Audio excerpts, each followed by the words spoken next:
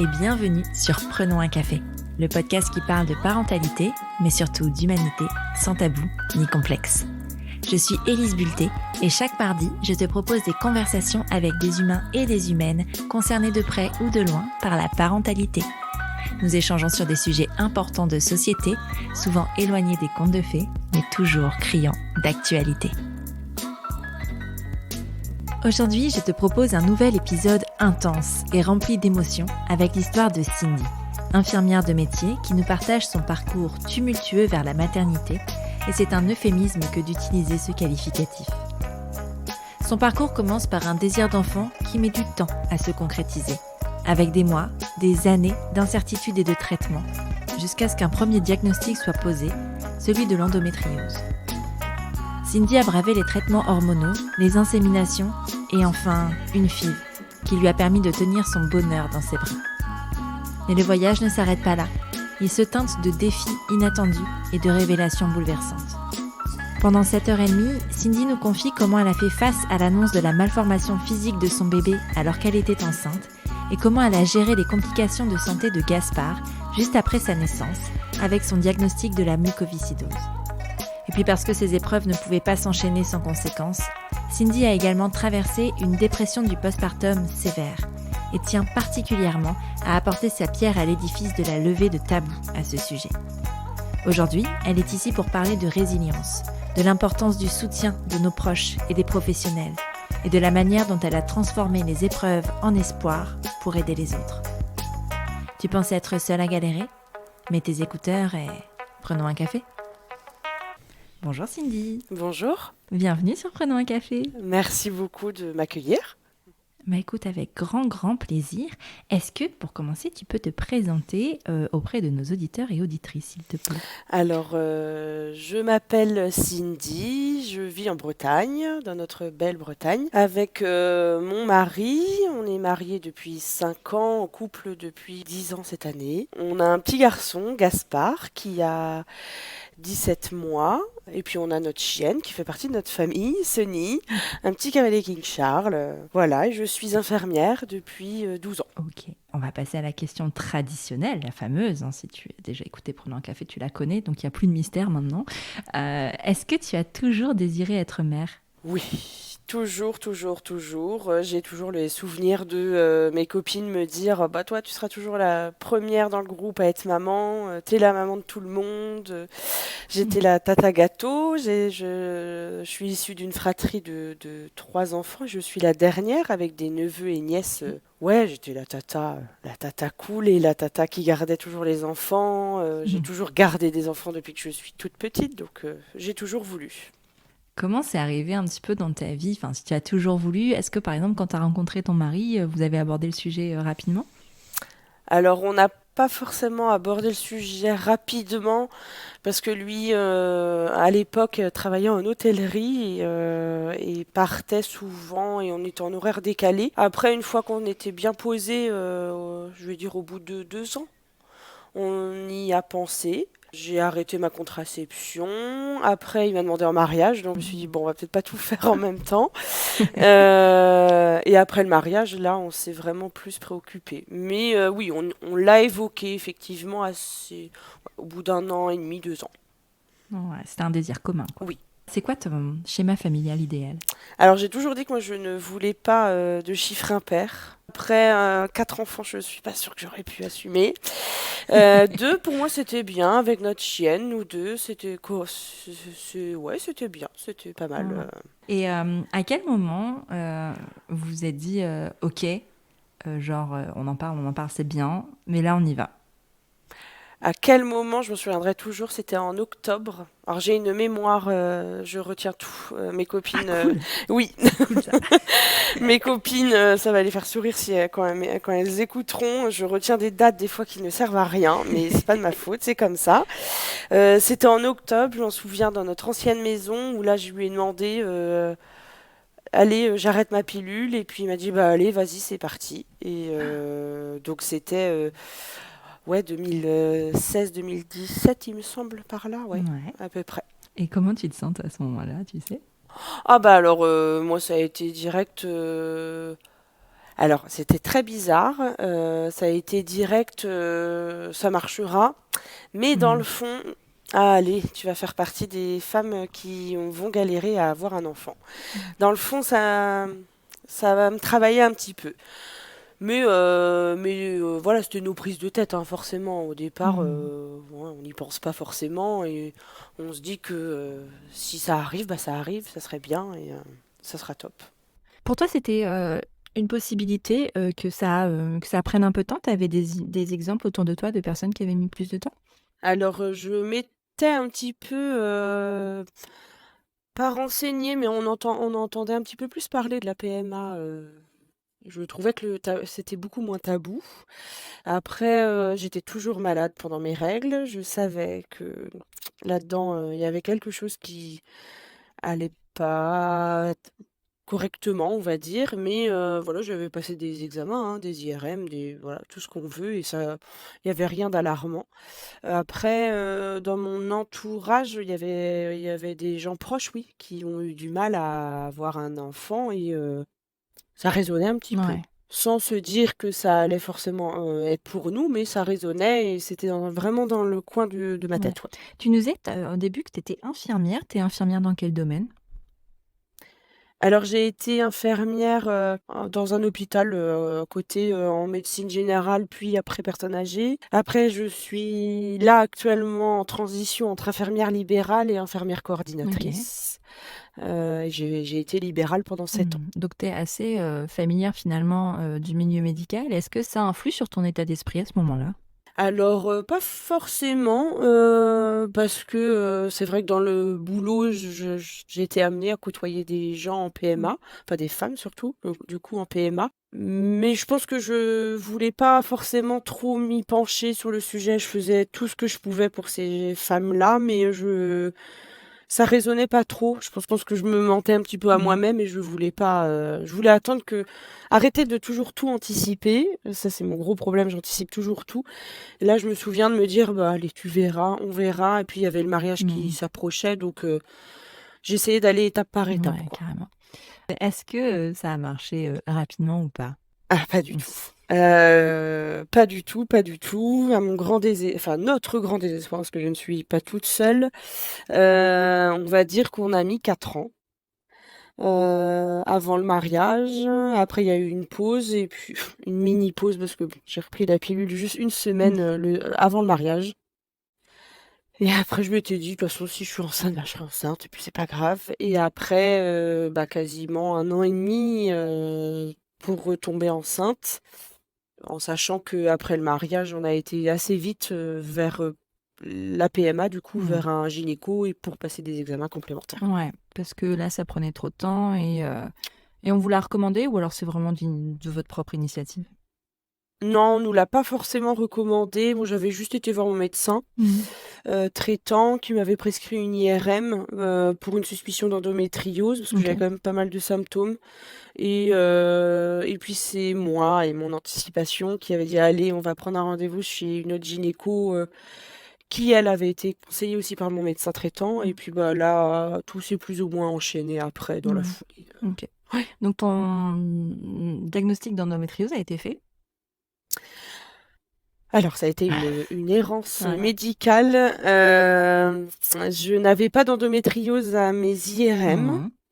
j'avais rien, heu à part une infertilité inexpliquée, un surpoids qui a été la cause soi-disant enfin des échecs, on va dire, de tentatives et du côté de mon mari, c'était on va dire, on disait que c'était un petit peu feignant. Ah OK. C'était pas la mort catastrophique, c'était un petit peu feignant. Mais moi de mon côté, c'était pas trop mal en fait. Ouais. Donc en première étape, ça a été ça et puis ensuite, j'ai voulu avoir un deuxième avis et là, ça a été, direct, un diagnostic Mmh. d'endométriose. Donc on Ouais. a perdu 1 an et demi de Ça a temps. été quoi la différence entre ce premier médecin que tu as vu qui t'a dit: «Non, pas d'endométriose» et le deuxième? Est-ce qu'il y avait, une spécialité, sur le sujet? Est-ce qu'il y avait plus d'informations? Est-ce que tu sais? Alors, la 1re gynéco a été spécialisée en PMA Ouais. pourtant, mais le deuxième était vraiment spécialisé endométriose, réputé et réputé en PMA, On l'appelle le dieu de la Oh. PMA par chez nous. Et alors certaines n'aiment pas qu'on l'appelle comme ça parce que tout le monde ne voit que par Mhm. lui, mais c'est pourtant la réalité et le diagnostic, bon, pas bon, j'en sais rien, mais n'empêche il a adapté le traitement Ouais, ça a été. et que ça a été. Et que ça, ouais, la différence. Je te pose la question parce que c'est vrai qu'on parle souvent de l'errance médicale autour de l'endométriose. La moyenne du diagnostic, c'est 8 ans. C'est énorme, hein. C'est énorme. C'est C'est énorme. des femmes qui clament et hurlent très fort leur souffrance, mais qui sont... C'est pas qu'elles sont pas entendues, si parfois elles le sont. Enfin, ça, y a pas de sujet là-dessus. Mais on fait l'IRM et s'il y a rien dans l'utérus, ben il y a pas d'endométriose. Alors qu'en fait aujourd'hui, on sait que l'endométriose ne se loge pas uniquement dans l'utérus, que ça peut être un peu partout. Et finalement, j'ai l'impression que dès qu'on va voir un professionnel de santé qui est justement spécialisé en endométriose, ben là, ça va beaucoup plus vite.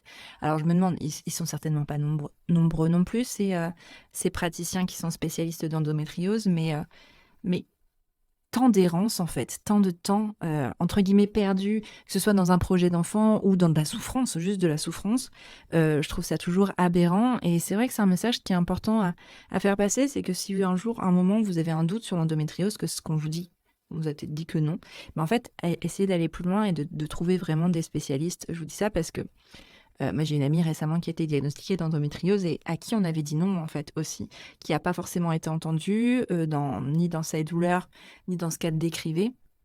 Et alors qu'en fait, c'était vraiment ça, et que quand elle s'est mise à consulter justement un professionnel qui était spécialisé du sujet, ben ça a été assez rapide finalement. Donc c'est important aussi de se diriger vers les professionnels spécialistes, et que c'est pas parce qu'on est gynécologue qu'on est forcément spécialiste du sujet. Par exemple, il y a des gynécologues qui sont pas du tout spécialistes de la fertilité et d'autres qui le sont. Donc quand on a un problème précis, essayez de trouver le spécialiste qui sera spécialisé. Encore une fois, je parle en connaissant parfaitement la problématique des déserts médicaux, du fait que les spécialistes ne sont pas partout, qui sont majoritairement dans des grandes villes et que c'est pas égalitaire, que sur le territoire français, en tout cas, il n'y a vraiment pas d'égalité sur ce sujet-là, donc j'ai bien conscience de ça. Mais si vous avez l'occasion, si vous avez les moyens, la possibilité de vous déplacer, ben faites-le, parce que franchement, je pense que ça change la vie. Et ton témoignage corrobore aussi avec ça. C'est vrai que une fois que les mots ont été posés, ben, vous avez pu mettre des choses en action pour arriver à votre projet, finalement. Voilà. J'ai été avec l'autre gynéco où j'ai quand même mangé beaucoup, beaucoup, beaucoup, beaucoup, beaucoup de traitements et des cycles et des cycles et des cycles Mhm. pour rien. Parce que quand j'ai été revoir le deuxième gynéco et qui m'a clairement dit à l'écho pelvienne, c'est évident que ça ne marche pas, ça ne marchera Mhm. jamais, même pas en bout. Je suis désolée de vous l'annoncer, il est un peu Mhm. brut, mais en fait, j'ai été soulagée de me dire que bah en fait, je comprends pourquoi ça marchait pas et je comprends pourquoi j'avais autant de douleurs et je fais pas partie des femmes qui ont des douleurs, on va dire, sur la longueur. Moi, c'est souvent, avant mes règles et le premier jour, mais ouais, ça a été une grosse errance et surtout de ne pas se pencher un peu plus sur le sujet et de mettre ça sur, le Mhm. poids. C'est psychologique, c'est Ça dans fait la vachement tête. De culpabiliser, la ça. C'est très culpabilisant parce qu'il y a que Mhm. toi, femme, qui porte ça et cette gynéco-là, elle se rendait pas compte, mais elle me voyait 3 minutes, enlever votre pantalon, enlever votre culotte je surréagissais trop au traitement parce que, bah, forcément, j'étais hyper stimulée mais non, c'était le poids. C'était le poids, tout le temps le poids Mhm. et heu de toute façon, j'avais challenge du coup de perdre du poids. J'ai perdu plus de 30 kilos toute seule et je me suis dit que j'allais, le faire toute seule comme une grande. Ça m'a aidée, ça c'est sûr et Mhm. certain dans ma réserve ovarienne, mais ça n'empêche que Mhm. il y avait quand même un diagnostic qui était là. Ouais, il y avait pas, enfin c'est ce mot-là, infertilité inexpliquée, qui est hyper dur à Mmh. entendre, non? Ouais, parce qu'en fait, c'est là où, alors moi qui suis quelqu'un qui veut toujours tout maîtriser et tout contrôler, là, infertilité inexpliquée. Je me disais: «Mais c'est pas possible, pas c'est là, je peux rien Mmh. faire, en fait. Ça peut arriver ou ça ne peut pas arriver, c'est un Ouais, coup de c'est ça. chance, une chance Et sur toi, 2, quoi». t'enchaînes les protocoles en te disant, bah, en fait et sans avoir de certitude. T'as jamais de certitude vraiment dans ces parcours-là, mais même hors parcours PMA d'ailleurs, hein, Mmh, concevoir un bébé, il y a pas de on sait comment ça se passe, mais des fois ça se passe, des fois ça se passe pas. Mais, exactement.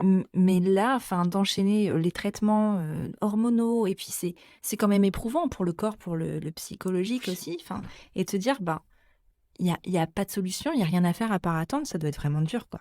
Mmh, ouais. Attendre des rendez-vous, où, bah, tu aucune considération en fait, tu juste un numéro dans un dossier, attendre, alors au début ça commençait par des cachets, après c'était des piqûres, donc ça allait, j'étais du Mmh. métier, je savais comment me piquer. Mais entre être soignant et se soigner, il Ouais. y a une sacrée marge et ensuite passer aux inséminations où là clairement, tu es un animal dans une salle d'attente et tu attends et tu es un numéro et on te protège pas, tu es, à nu Mmh. devant des gens que tu ne connais pas. En fait, tu te dis: «Mais c'est quoi ça? On est en France, on est en 2022 et waouh!» Puis c'est pas comme On ça que tu imagines, fabriquer un bébé? Moi, je n'imaginais pas, même si c'était, comme je disais, dans le coin de ma tête un petit peu, je n'imaginais pas que, on allait provoquer mon ovulation, que j'allais devoir mettre des réveils à 23h pour, faire mon déclenchement, que mon mari allait, donner son sperme dans une salle, voilà, où tout le monde a ses clichés de salle, voilà, où c'est sale. Mais alors que pas du tout, on n'avait pas du tout prévu ça au programme. Ouais, Alors, clairement pas du tout ça enlève et un petit peu de puis, magie. ouais. Parce que, malgré qu'on te dise que ça ne marchera jamais naturellement, on a quand même de l'espoir, donc on calcule, hein, les jours d'ovulation et on se dit: «Bah, allez, vas-y, on tente, on prend des risques», parce que je réagissais trop au traitement, donc j'avais un gros risque de grossesse Mmh. multiple. Mais on se disait: «Bah, tant pis, si ça prend, c'est que ça devait prendre», alors qu'on était en rapport, interdit. Ah ouais? Ah ouais, c'était écrit sur les comptes rendus: «Rapport OK. interdit, pendant 3 jours», c'était très, Mais ça, pour l'intimité du couple, ça doit être vachement éprouvant. ouais. Ça va que, alors, avec du recul, maintenant, je me dis, c'est vrai qu'on en a vu et alors au début, en fait, je pense que j'étais tellement très ouverte à tout ça que j'ai habitué mon mari à en parler Mmh. facilement. Mais oui, c'est perturbant pour l'intimité, enfin, déjà de se piquer, c'est compliqué. Après, se mettre des ovules Mmh. là, 6 fois par jour, mais c'était horrible. Hem et puis oui, on sait exactement à quelle heure tu vas ovuler, quoi. Mmh. On te pique à 23h, 36 heures plus tard, tu ovules. Tu peux pas te louper. Donc ouais, ça enlève un peu de Bah ouais, magie. puis la On va pas dire le spontanéité, contraire. genre, je sais pas, vous faites un petit dîner et puis il y a la petite étincelle et puis en fait, tu es obligé de regarder ton calendrier pour savoir si en fait tu peux aller plus loin dans ton truc C'est ça. et c'est compliqué, On quoi. on a perdu, cette magie-là pendant quelques mois, hein, faut pas se Ouais. mentir parce que ce projet-là, du coup, commence à prendre beaucoup plus d'espace dans nos vies et dans nos têtes et que du coup, ben, on s'oublie, Mmh. malheureusement. Malgré que le couple est tenu et on a eu des hauts et des bas, hein, mais on Ouais, s'oublie. C'est le protocole avant ouais, tout. c'est ça. Pour en plus, enchaîner les échecs. Oui. Alors au début, les échecs, on se dit: «Oh, allez, c'est pas grave, c'est un échec, 2 échecs, 3 et puis on cumule, on cumule, on cumule jusqu'à arriver à se dire: «Bon, bah, on passe en FIV» et qu'on te dit: «Bah, de toute façon, en général, le premier transfert d'une FIV, ça fonctionne pas. Donc on le fait, mais ça marchera pas». Et là, je me dis: «Waouh, ça va être combien d'échecs, Mmh. quoi?» Enfin, faut réussir à se relever en même temps, on veut avancer. Je me rappellerai toujours de dire: «Je ne veux pas de pause entre Ah chaque ouais? cycle, je veux Toi, y aller». tu Oui, je voulais. J'ai enchaîné tout. Ça devait être drôlement éprouvant pour ton Ouais, corps aussi? ouais. Mon corps a pris très, très, très, très cher. En Ouais. fait, il a pas été en pause hormonale, pendant si, on a eu une pause parce que, le délai pour passer en insémination était un petit peu plus long parce que c'était les Mmh. vacances. Donc j'ai eu 2 mois de pause. Mais sinon, je Mmh. voulais pas perdre de temps, je voulais y Mais aller. ça, plus la perte de poids, enfin, c'est beaucoup pour ton corps. Oui, mon corps a un prix très Mmh. cher, ouais. Mais la perte de poids, je dis toujours, elle m'a sauvée et le sport m'a Ouais. sauvée parce que je pense que je serais tombée encore plus bas que ce que je ne suis tombée, mais ça m'a vraiment Mmh. sauvée, ouais. Mmh. OK. Mais oui, de se dire que tous les mois peuvent être un échec, Ouais, c'est c'est compliqué. À quel moment vous très dur. décidez de changer de praticien, de dire: «En fait, là, ça suffit, ça marche pas avec cette personne-là, on va aller voir quelqu'un d'autre»? Alors, j'avais mon rendez-vous le 17 novembre précisément Oh, c'est ma et fête j'avais le dû le 17 novembre. ah bah, tu vois? C'est la fête de la marraine de Tu vois? Gaspard, Je donc pense qu'il y a un tu vois? truc. J'avais dû prendre rendez-vous en septembre, ouais, 2020, à un moment où j'ai senti que ma gynéco ne m'écoutait plus, j'étais plus du tout considérée et qu'elle, ne daignait même plus à répondre au téléphone, Mmh. c'était des messages Doctolib et là, je me suis dit: «Allez, prends un deuxième avis, c'est pas grave, tu verras, tu payes une consulte, c'est pas grave, tu es plus à ça près». Parce qu'il y a aussi toute la médecine alternative où on Mmh. essaye l'hypnose, magnétiseuse, tout, tout. C'est un Je peux sacré même pas budget à la fin. oh ben, oui. Je m'étais toujours dit que je ferais un tableau Excel pour, répertorier tout ce que j'avais essayé. Je l'ai jamais fait, mais ça m'a coûté très cher et ce gynéco-là, je me suis dit: «Tente, tu verras», je me rappellerai toujours, il m'avait pris avec 2h30 de retard Mmh. et mais j'en suis sortie de là avec mon mari, on s'est dit: «Bah, au moins c'est réglé, on n'en parle plus et on y va et on enchaîne et c'est parti». Ouais. Et j'avais envoyé un mail à ma première gynéco, pas très sympathique, mais il m'avait fait du bien. Elle avait essayé de me rappeler pour avoir des informations, j'avais pas répondu. Moi, je voulais Mmh. clôturer, c'était fini. Ouais. Elle t'a fallait quand même que tu Et j'ai récupères ton ench dossier ou ce genre de choses? Non, même pas besoin? OK. non. Mon autre gynéco, du coup, on avait refait tous les bilans, Ouais. on était reparti de OK. zéro et on avait refait tous les bilans. Il nous avait dit, que c'était pas la peine de retenter des stimulations, des inséminations, ça ne marcherait jamais et qu'on passait en FIV directement. OK. Donc je suis rentrée en novembre et j'ai fait ma FIV, en janvier. Enfin, février, parce que janvier, elle a loupé, mais en Ouais février. et là, ça a pris Donc quoi donc du coup, avant que ça marche? eh bien, janvier, j'ai fait un protocole, et qui a loupé parce que du coup, on connaît notre corps Mmh. au fur et à mesure et je savais que j'étais en train d'ovuler spontanément et bah, bingo, en fait, j'ai bouffé un mois de traitement pour rien. Donc j'étais très déçue. Par contre, dans la foulée, j'ai réenchaîné Mmh. un cycle et j'ai réenchaîné le traitement et du coup, février, j'ai fait ma ponction le 21 février et un transfert d'embryon le 23 février. OK. Là, moi, dans ma tête, je suis assez défaitiste comme, femme. J'ai Mmh. toujours peur et tellement pas confiance que pour moi, c'était sûr que ça marcherait pas. Et puis, ben, en fait, on attend 14 jours et au Mmh. bout de 14 jours, on s'interdit de faire des tests de grossesse. C'est la torture, mais on Oui, ne parce que fait pas. même là-dessus, il y a pas de spontanéité. Non, Tu vois, tu découvres pas ta grossesse par surprise. pas du tout. De retard de règles et tout ça, Pas bon, du tout, parce tu fais une qu'en croix fait, dessus. ouais, bah, complet, hein, Mmh. tu sais que tu ne fais pas de test de grossesse parce que les injections que tu t'es faites peuvent fausser les tests, donc ça ne sert à Ouais. rien. Le seul bon truc, c'est la prise de sang à J14 et je m'en souviendrai toujours de me la faire toute seule. Je faisais toutes mes prises de sang toute seule et je l'ai envoyée, de toute façon elle est négative, donc je me prends pas la tête et de rentrer après ma tournée de travail, de me poser et je vois là, résultat laboratoire. Je «Ah oui mince, ma prise de sang» et je l'ouvre. Ah merde, positif. Merde! Ouais, vraiment, ça a été Ouais. mon premier mois. Je me suis «Oh, oh bah, pour moi, c'était négatif, en fait». Ouais.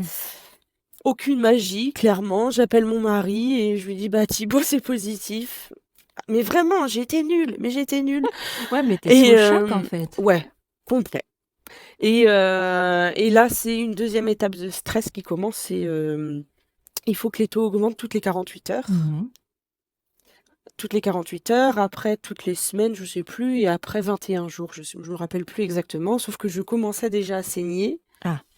et que pour moi c'était mort en fait, c'était foutu et je me rappellerai toujours d'un Noël entre copains, on fait les Noëls tard chez nous et de dire: «Non, je sais, c'est mort, c'est fini, je saigne, j'ai déjà mes règles, donc c'est je sais très bien que ça va pas marcher» et puis si, en fait, les taux augmentaient tout le temps, tout le temps, tout le temps, jusqu'à l'écho de datation, Ouais, même c'est si on quoi? C'est savait 8 semaines?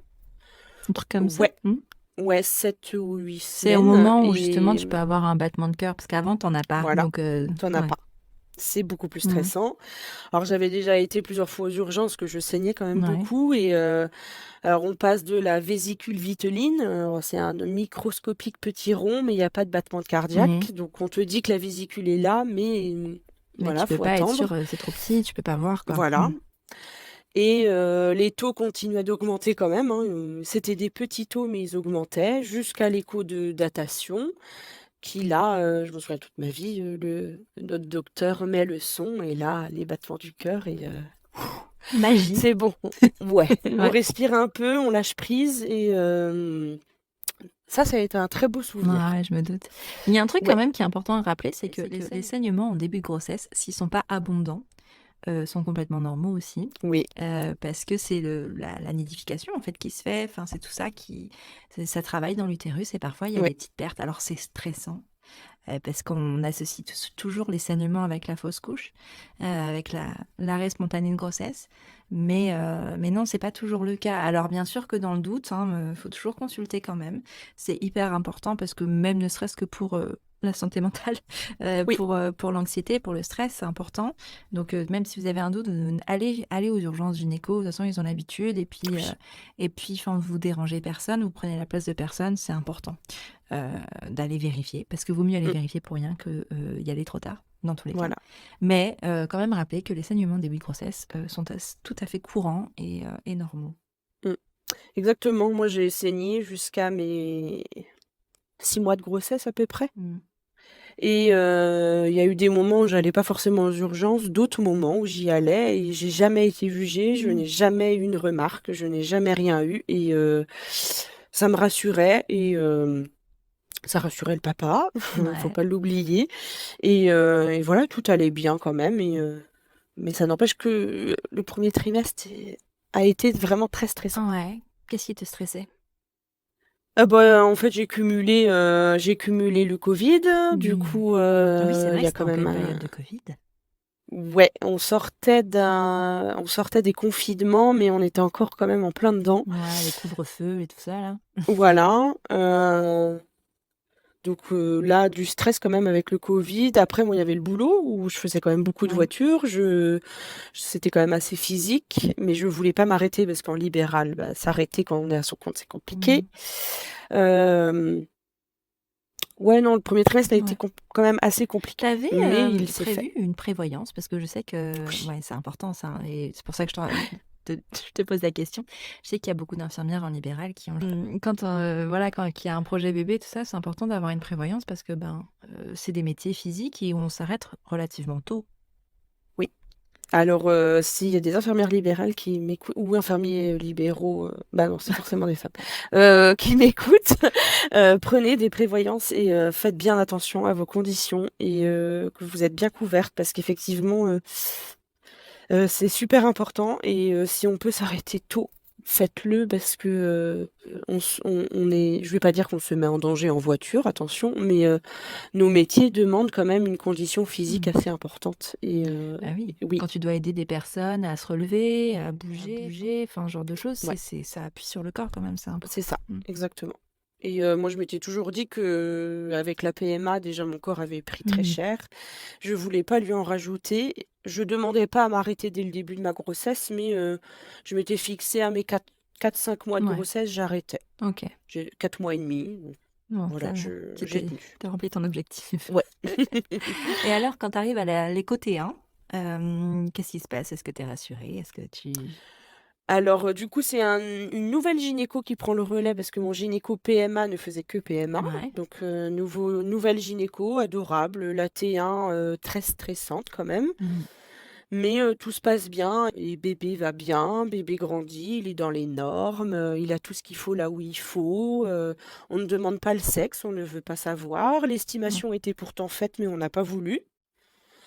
J'avoue, on respire vraiment encore plus fort là, où on se Mmh. dit: «Ouf, c'est bon» et là, tout va bien, tout se Ouais. passe bien. On va pouvoir un petit peu se projeter. Parce que moi, Ouais, je ouais. m'interdisais de me projeter. Ah ouais, vraiment, c'est Oui, toi qui te oui, l'interdisais, genre vraiment, ouais. Je pense que j'ai été très dure avec moi-même, mais j'avais tellement peur de me reprendre une claque que Ouais. je voulais pas me projeter, alors que j'allais la prendre quand même, la claque, mais s'il se passait quelque Oui. chose. Oui, mais bon, Mais t'as c'est... toujours ce besoin d'être protégé. Tu sais, quand t'as eu mal, quand t'as souffert, t'as peur Ouais, après. Chat oui, échaudé c'est craint ça. l'eau froide, on dit.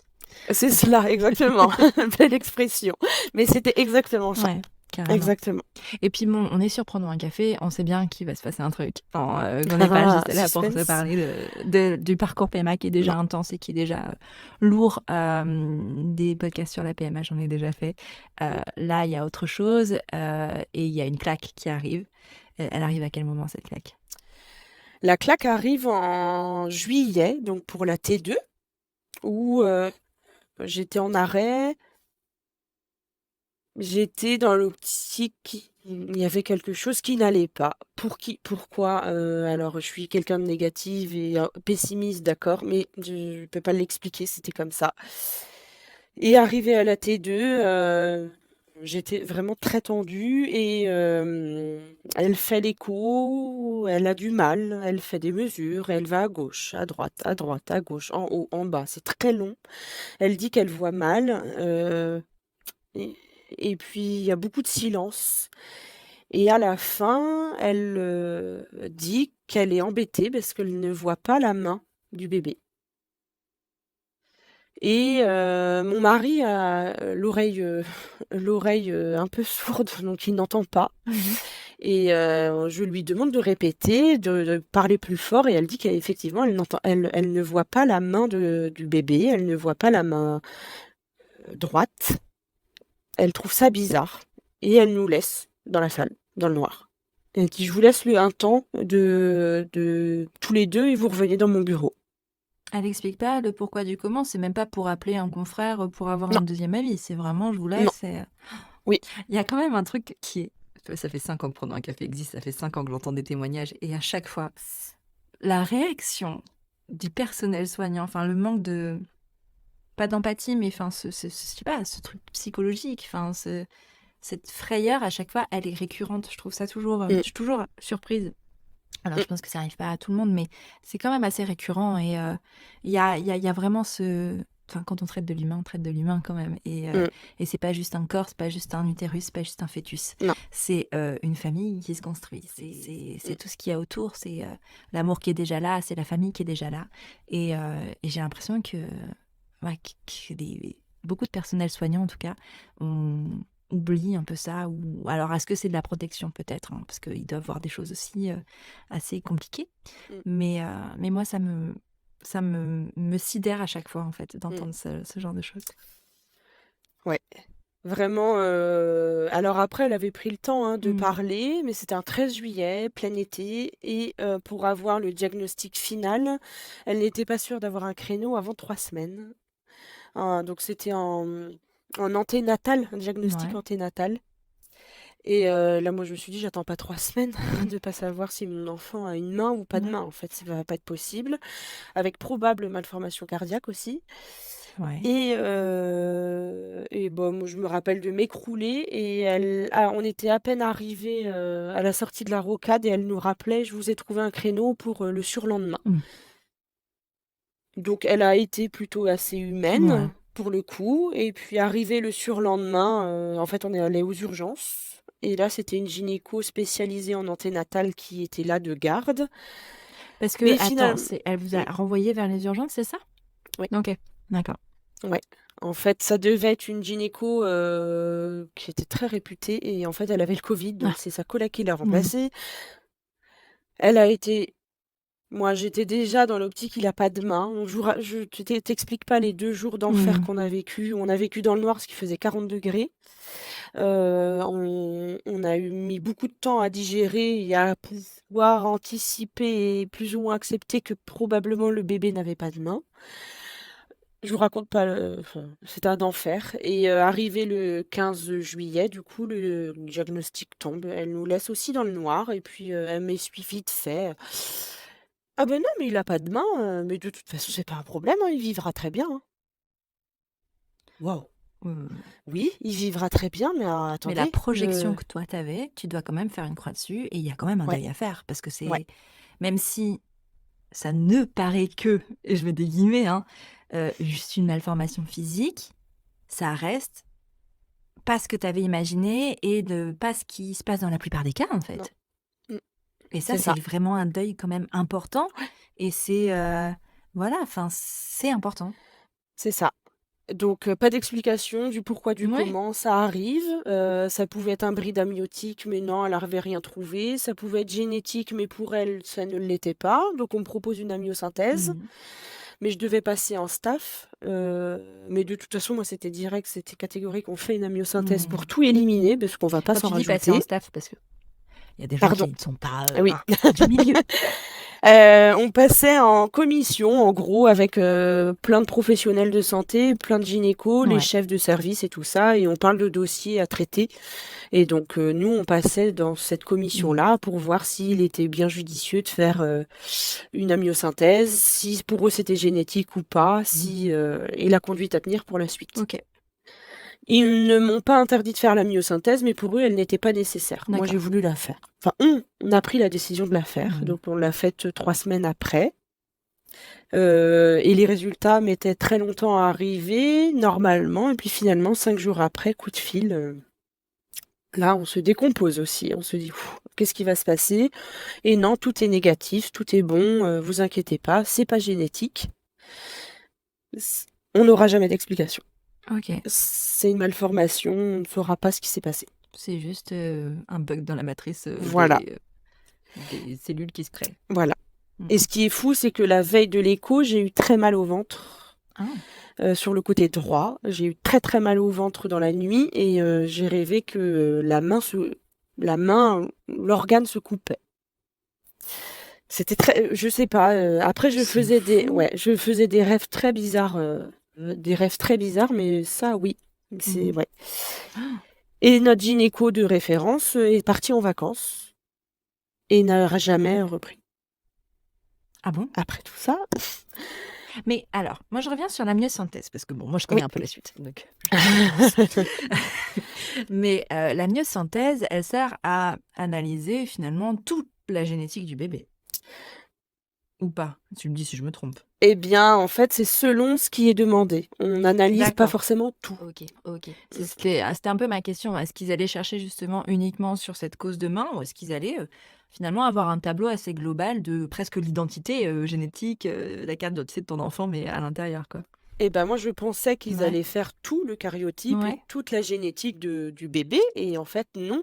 Ils ont cherché essentiellement tout ce qui était anomalie chromosomique au Ouais. niveau, du tableau Tout génétique. ce qui pouvait causer, la malformation, avec la main. OK. Voilà, et cardiaque parce que, s'il y avait une malformation, au niveau de la main ou que ce soit pied ou main, ça pouvait être aussi lié avec une malformation cardiaque. OK. Mais là, Là, visiblement, il y en avait pas. OK. Comment tu accueilles ces résultats-là? La myosynthèse, Mmh. plutôt bien. Soulagée, où là, je me dis: «Bon allez Cindy, tu tombée bas là pendant 3 semaines, j'étais tombée bien bas et il faut se relever, il y a pas le choix. Mmh. Le bébé va arriver, il va falloir l'accueillir, il va falloir, préparer, se projeter», parce que j'ai eu un moment de rejet où je Ouais. ne voulais plus sentir le bébé, Mmh. je ne voulais plus.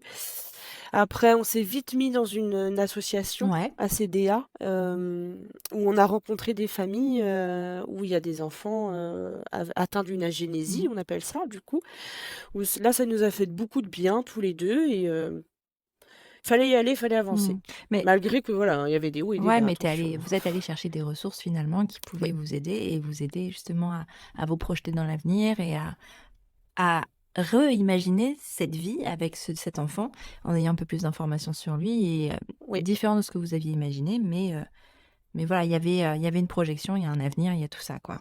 c'est ça. Vous en parlez à votre entourage? Oui, le jour même, à nos parents, moi, à mes copines, très proches. Je m'en souviendrai toute ma vie de mes parents arrivés le soir où, on était décomposés et c'est dur aussi d'annoncer Mmh. à tes parents qu'ils vont avoir un petit enfant avec une malformation et puis on essaye de faire face mais c'est pas facile Mmh. donc on essaye de se soutenir et on essaye de se dire: «Allez, ça va aller, On est tous ensemble, main dans la main, on va y arriver. J'ai des copines qui étaient formidables et qui ont été là, qui avaient préparé un goûter, qui sont venues me voir, qui sont venues me soutenir, nous soutenir, parce que Thibaut aussi avait ses copains et on a été.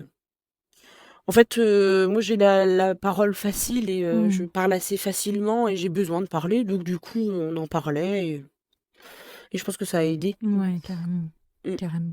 Comment se passe la fin de grossesse? Alors on oublie, le diabète gestat, les nuits Évidemment. blanches, les Mmh. impatiences, Tu pas été épargnée, hein? oh là là, c'était horrible. C'était horrible les impatiences, vraiment, mais la fin de grossesse, bien. Ouais. Je vais pas me plaindre. J'avais un suivi tous les mois, du coup, une écho tous les mois. Très bien. Ouais. Bon, puis Mmh. arrive l'heure du coup de cette rencontre avec ce bébé qui n'a pas encore de prénom. Vous Non. avez pas voulu, connaître le sexe non plus après, tout ça? Si. En fait, on a voulu connaître le sexe, fin juillet Mmh. pour aussi se projeter Ouais. mais on l'avait dit à personne. Mmh, d'accord. Mais du coup, c'est marrant parce qu'après, bon, on a fait visiblement mon mari a fait une grosse boulette. Il veut pas l'admettre, mais il avait fait une grosse boulette et moi, j'ai fait une boulette avec une très bonne amie, mais qui n'avait jamais rien dit Mmh. et je pense qu'on a été un peu plus apaisés de savoir Ouais. le sexe. Vous avez pu Ça nous aussi vous permet projeter, vous choisir son voilà, prénom peut-être, ce oui. genre de choses? Ouais. Prénom, les vêtements, Mmh. bon après c'était du calcul, parce qu'il fallait faire super gaffe à tout, mais il y avait un petit côté excitant, du coup on se dit: «Allez, on remet une petite Mmh. flamme là qui s'était Ouais, éteinte et remettre un qui peu de fait du fun bien». dans tout ça, un petit Ouais, peu de joie. Mmh, c'est ça. carrément. Voilà et puis à l'arrivée, bébé, jusqu'au bout, il nous aura fait attendre, je suis partie dans la nuit du jeudi, après avoir fait 8 kilomètres de marche avec ma copine Hélène, à faire de la prospection, pour, vendre des maisons et elle a fait accoucher toutes nos copines, donc je me suis dit: «C'est mort, elle va me faire accoucher aussi» et bah, bingo, je suis partie dans la nuit et j'ai accouché que le samedi matin, Ah oui, long. à mon grand désespoir. Ouais. Ah ouais, avec un triple déclenchement du coup. Donc long, mais on était dans notre bulle et Ouais, c'était trop bien. ouais, cool. Ouais, Comment se vraiment trop passe bien. la rencontre avec ce petit Gaspard? Alors petit Gaspard, la rencontre se passe super bien. L'accouchement, a été long, le travail a été long et l'accouchement a été, génial. Mmh. J'avais une trop belle équipe, Mmh. dans la salle de travail. J'ai eu le temps de le prendre en peau à peau et après, bien évidemment, il faut un couac, la délivrance ne se fait pas. Ouais. Donc c'est Thibaut qui gère le pot à pot et la rencontre. Moi, je me souviens de regarder et de me dire: «Il a une main» Mmh. et de réaliser «Mais non, il a pas de main». Mais en fait, Oui, il en tu avait penses, une. Et il dans en avait une. l'information, c'était que du côté droit, ouais. Mmh. Oui. Enfin, il a 2 mains, pardon, oui, mais en fait, il en avait qu'une et Ouais. puis, la délivrance se fait, ils me refoutent un coup d'ocytocine et enfin voilà, ils ont été manuellement, ça Non. c'était un peu avec une gynéco qui dit: «Ah j'espère pas aller au bloc, hein, ça fait 24 heures que je suis là». Bah désolée, excusez-moi, d'avoir un utérus pourri, c'est pas de ma faute et Non, mais en fait, tu vois, c'est l'accumulation quand même, parce qu'entre, ce parcours PMA, où tu prends toute la culpabilité, tout le poids, puis en plus à la fin, on te dit que, presque ton utérus, il est encore pas efficace, tu vois? c'est ça. Non, mais en fait, psychologiquement, c'est dur, en fait, Ouais. à entendre tout ce parcours, de maternité, entre la PMA, la grossesse, les diagnostics, à la fin, mais tu dois être psychologiquement, tu te fais accompagner un petit peu pendant ce moment-là d'ailleurs ou pas? Oui, j'avais été accompagnée par une psychologue, de l'hôpital et puis après j'avais trouvé une autre psy, Ouais. bah, pour décharger parce qu'il y Mmh. avait Bah, c'est besoin lourd, et quoi. ouais, ça a été très lourd et puis pendant la PMA, j'avais été Mmh. accompagnée aussi, le covid m'avait vraiment pas aidée, après tout s'est enchaîné en fait Mmh. et voilà, j'avais vraiment besoin d'être accompagnée et heureusement. Après Ouais. oui, ce gynéco-là, je me souviens même plus de sa tête. Elle m'a même pas félicitée, enfin Ouais. je elle prêtait aucune C'était très attention. mécanique finalement. Ouais, vraiment oui. Après, ça s'entend, 24 heures de garde, machin, tout ça, Oui, mais bon, j'entends. encore une fois, c'est de l'humain et c'est pas simple, quoi. Elle pouvait s'abstenir. Je Mmh. comprenais, hein, ça Ouais. l'embêtait d'aller au bloc, hein, j'entendais, hein, mais moi aussi ça Bah ouais. m'embêtait Et puis toi, donc t'avais d'autres chats. Enfin, ta priorité à ce moment-là, c'était pas de lui permettre de rentrer plutôt. non, c'est ça. Et moi, ma priorité, c'était d'avoir Gaspard dans mes Ouais. bras.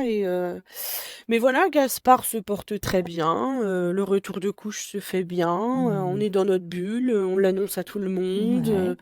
C'est trop chouette.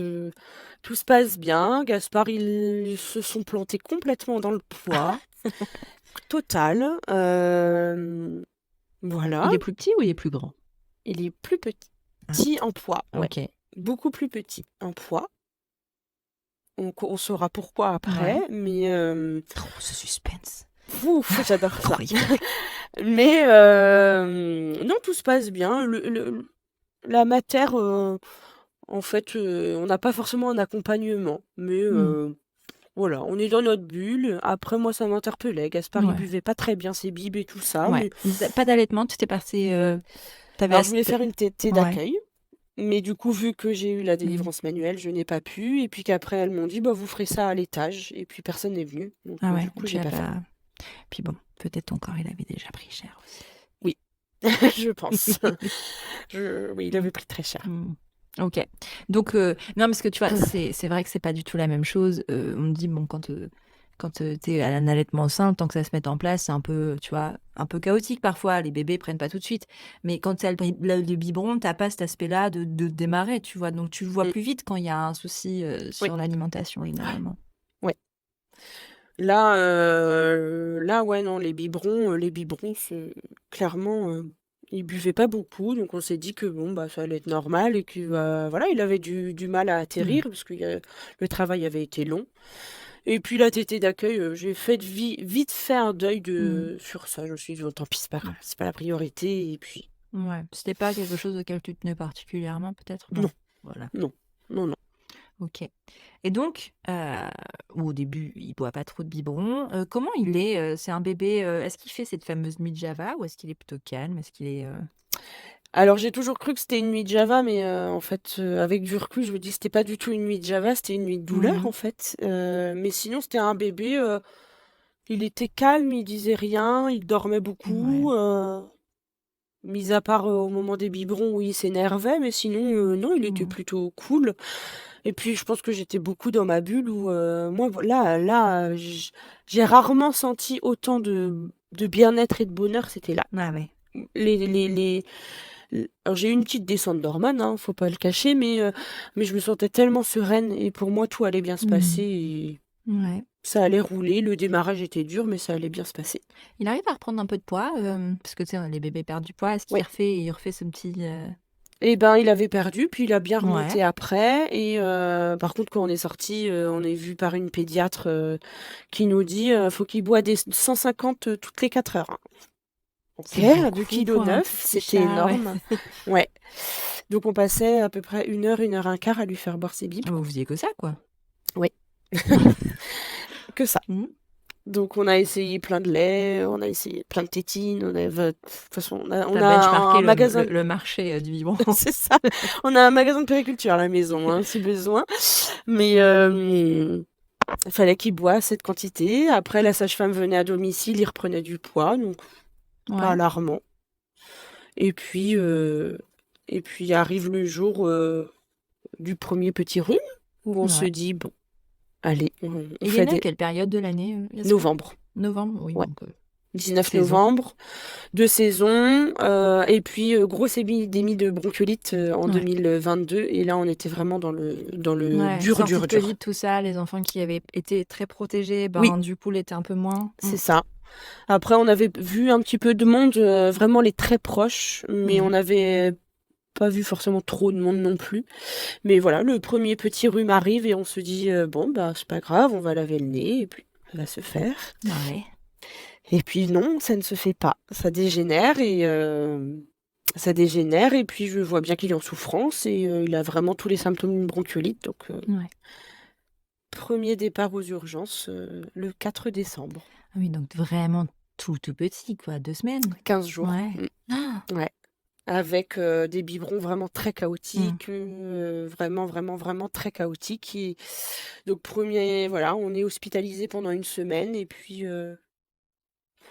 bronchiolite, chute d'hormones.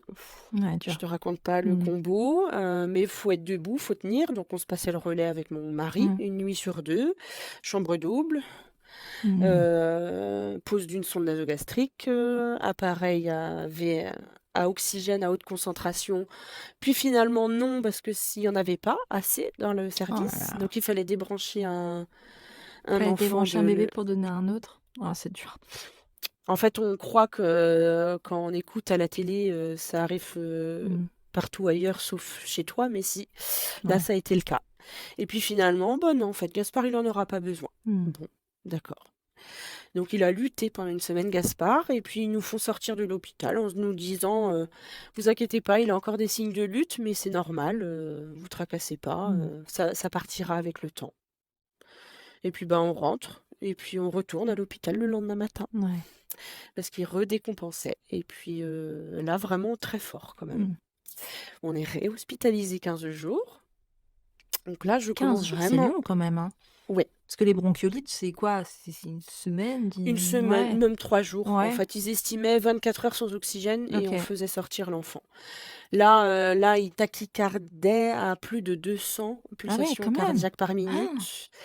Mais on est rentré le matin, on a été vu par un médecin qu'à 22 heures. Mmh.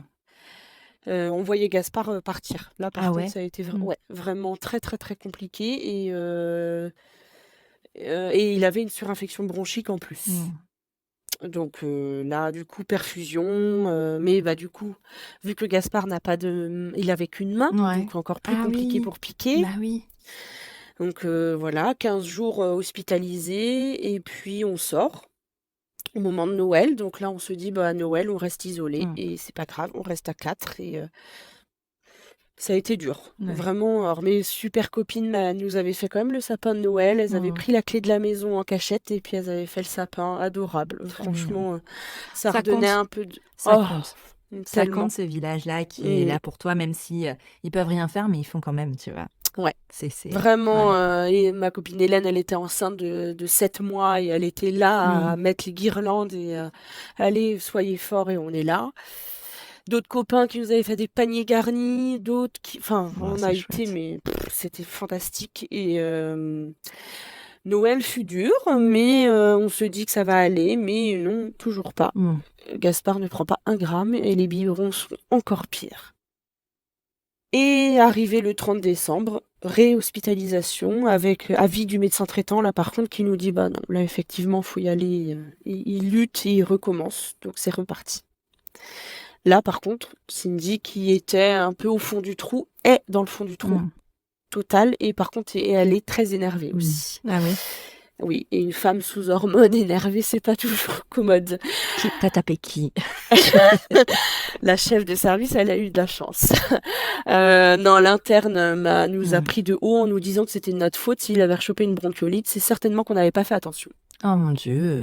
Et là, mon mari lui dit: «Nous dites pas ça, on a fait Noël isolé comme 4 cons à la Mmh. maison, non». Bah, c'est certainement en allant chez le médecin qu'il a rechopé ça. Waouh, Pardon. OK. Ouais, non mais tu as le droit. Mmh. Et là, on a demandé à la chef de service de venir. Bon, ça les embêtait un vendredi, tu comprends, En 30 plein nouvel décembre. an, Bah, voilà, tu comprends. Et la chef de service vient, fait le point et nous dit, bah, que ça arrive malheureusement et qu'on n'a pas de chance. Ouais, mais là, par contre, vous allez faire des Mmh. examens Ouais, parce c'est ce que que ça j'allais va dire. pas Il y être a jamais possible. eu un examen, plus approfondi que la bronchiolite, même si on comprend, hein, c'est l'épidémie, il y en a beaucoup et c'est ce qui paraît logique. Mais comme ça, coup sur coup, c'est Non, intense. c'était normal, ça arrivait. Ouais. Donc on était en chambre double, parce que je ne fais pas le débrief des chambres doubles où c'était horrible, on Mmh. devait s'occuper des autres enfants, enfin bref, Ouais. on en a eu des vertes et des pas mûres, où là on demande une chambre seule, parce que ça commence vraiment à taper sur le système. On connaît très bien du coup les équipes, qui étaient fantastiques, et on a le droit à la chambre double le lendemain et puis, là, on nous parle qu'on va faire effectivement des examens, donc écho cardiaque, radio pulmonaire, un scanner, des prises de sang et puis des analyses Mmh. génétiques et on nous reparle un petit peu de Ah génétique ouais? avec un généticien qui revient nous voir, tout ça. Donc, on attend. Là, Gaspard, il est sous haute Mmh. concentration, toujours la sonde nasogastrique. On refait le même Ouais. schéma tout le temps et puis le généticien vient le 5 janvier. Donc c'est quand même passé déjà une semaine. Et puis nous demande si on a des pathologies génétiques dans la famille. Non. Nous demande s'il y a des pathologies cardiaques. Non. L'échographie cardiaque montre rien de spécial. Au fur et à mesure, on éliminait beaucoup de choses. Les échos et abdos étaient bonnes. Il n'y avait rien de spécial. Et puis, on nous parle de faire le test muco, Ouais. un test à la sueur pour éliminer la mucoviscidose. Ok. Mucoviscidose qui est censé être testé dans les premiers Avec jours le de test, vie. Ouais. voilà, Ils le viennent test de faire le petit Guthrie. point là, sur les petits pieds des bébés. Oui, c'est ça. Et c'est ça que ça reconnaît. Enfin, il y a peut-être d'autres Oui. choses. Hein. Je ne suis pas très au fait sur ça, mais je sais qu'il y a ça en tout cas. En 2022, ils ont élargi du coup Ouais. à 14 maladies Ok. de mémoire, je crois, et dont le test de la muco qui est toujours dedans. Donc voilà, on nous parle de faire ce test. C'était le vendredi 6 janvier. Ils viennent, l'équipe du centre muco vient, Ouais. et puis moi j'étais pas là, c'était pas mon tour de Mm. garde entre guillemets. On a Thibaut en visio avec ma maman qui nous dit bah oui, ils sont venus faire le test et tout ça, mais qui nous ont dit que bah, c'était très rare Ouais. qu'il y ait un faux négatif au test de Guthrie. Fallait pas qu'on s'inquiète. Ok. Voilà. Moi, entre-temps, j'avais vu ma sage-femme qui diagnostiquait plus ou moins une petite dépression qui s'installait. Bon, moindre des choses, j'ai envie de dire, dans cette C'est ça. situation. Ça, je veux dire, ça aurait été étonnant autrement. Voilà. Donc, il me On trouve en un rit, mais créneau, c'est pas marrant.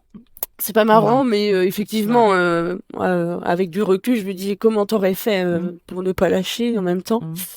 Elle me trouve un créneau avec la psychologue du centre où j'allais, qui effectivement me diagnostique direct en Ouais. dépression postpartum très sévère, Ah ouais. avec des idées qui n'étaient pas très claires, on va Bah, dire. tu peux dire idée suicidaire. Hein. On n'est Voilà. pas censuré par qui que Non. ce soit ici. Il y avait des idées noires et idées suicidaires qui étaient quand même assez présentes. Et puis, elle me prend pas à l'heure et ça m'avait agacée. Et moi, je prends la route, Thibaut me répond pas. Je me dis qu'il doit avoir du mal à endormir Gaspard parce que bon, à l'hôpital depuis un mois, on n'a pas un rythme. Et puis j'arrive, le couloir est d'un calme et d'un désert où je me dis c'est bizarre, dis donc. C'est calme, vraiment très calme. Et puis j'arrive dans la chambre et puis Thibaut pleure au bout du lit. Je dis bah ça va pas, il dort pas, qu'est-ce que t'as? Et puis il me dit il a la muco. Ouf. Et là je me revois poser mes sacs, je dis mais non, il me dit si il a la muco et il s'effondre. Je dis mais qui est venu te dire? Moi je comprenais rien, je ne savais plus comment je m'appelais, mais je me souviens de sourire. Pourquoi? Je sais pas, mais parce que je me devais de rassurer Thibaut et de dire à Thibaut: «Ça va aller, ça va aller. La muco, ça se soigne très bien». Ça se soigne pas, mais ça va aller et là, il m'explique que en fait, le test à la sueur est revenu positif. Donc en fait, on provoque de la sudation à l'enfant et le taux de chlorure de sodium, quand il est positif, il monte, il monte et là, il était haut et en fait, il s'avère que le test de Guthrie, c'était un faux négatif. Le seuil était à 65, je crois, et nous, on était à 62 ou 63. Ouais, quand même très proche. Donc là, pour moi, il y a eu un loupé, mais bon, on refera pas refera pas l'histoire. Mais alors, quand même, qu'on remette sur les choses, c'est que toi, en une journée, tu te prends un double diagnostic de dépression postpartum sévère et la mucoviscidose de ton enfant. Voilà. Tu te dois d'être debout et tu te dois t'as pas le choix. Et puis, c'est un silence, j'oublierai jamais ce silence dans la chambre. On a quand même les bip, bip, bip de Gaspard, là. Et puis là, après, s'enchaîne de 15h à 21h. Ça ne s'arrête pas. Ils refont un deuxième test à la sueur. Là, par contre, je m'effondre parce que je réalise qu'il y a le centre muco qui est là et on parle de muco et elle arrive avec tous ses documents. Et puis, j'ai l'impression que tout avait été orchestré, en fait. Et en fait, Thibaut, un peu plus tard, me raconte que la chef de service est venue voir Thibaut pour savoir comment il allait. Et pour savoir quand est-ce que j'allais arriver. Et Thibaut dit, bah, si vous voulez nous voir, c'est que vous avez quelque chose à nous annoncer. Ah non, on fait ça à chaque test comme ça, on organise un temps. Ok. Et puis elle était à peine sortie de la chambre que le centre muco était arrivé. Et puis là, il ne se pose pas de questions. Ah bah non, on va dans la chambre. Donc Thibaut, il voit tout le monde arriver, il regarde l'infirmière et puis il lui dit, bah vous voyez, on fait encore partie des gens à qui ça n'a rien, c'est C'est pas pas censé censé arriver. arriver. Et elle baisse des yeux et puis bah le professeur lui dit, bah vous avez compris. Bah oui, j'ai compris en fait, Gaspard a la muco.